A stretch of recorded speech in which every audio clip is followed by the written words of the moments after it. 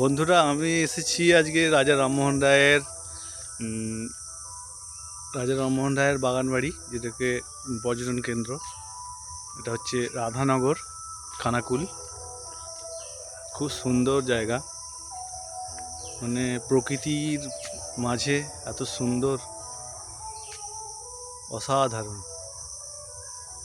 তোমরা আসতে পারো, কাছে পিঠে ঘোরার জায়গা। আমরা অনেকেই জানি না, কিন্তু সত্যি এখানে এলে মন ভালো হয়ে যাবে।